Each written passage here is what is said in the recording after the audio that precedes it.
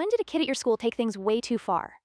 The first thing I saw was my own face, 10 feet tall, projected onto the auditorium screen. Then the laughter hit me like a physical wave.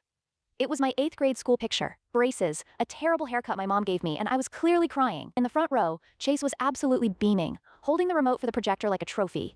He was running for student body president, and this was his big finale. The whole school, students, teachers, even some parents, was losing it. My stomach dropped. I just stood there, frozen, in the wings of the stage. Our principal, completely oblivious, just clapped me on the back. "All right, Leo, you're up. Tough act to follow." Chase swaggered past me as he left the stage, whispering, "Good luck, loser." He thought he'd won. He had no idea what I'd spent the last week doing, ever since I found out he was going to pull something like this. I walked to the podium, my hands shaking, but not from fear. I took a deep breath, looked out at the sea of laughing faces, and plugged my own USB drive into the laptop. The picture of me vanished. It was replaced by a spreadsheet.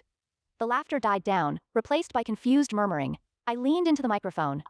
"Hi everyone. Chase is right, that photo was pretty embarrassing." I let that hang in the air. "But you know what's more embarrassing? Stealing from your own kid's school."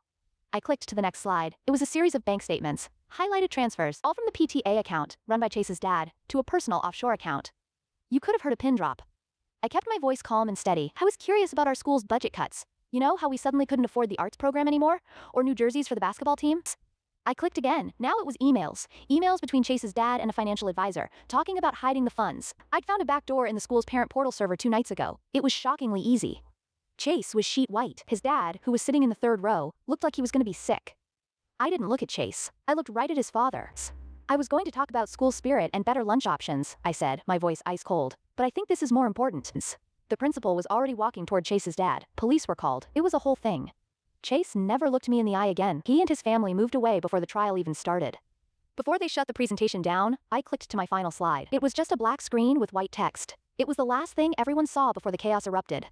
It just said, "Vote for Leo."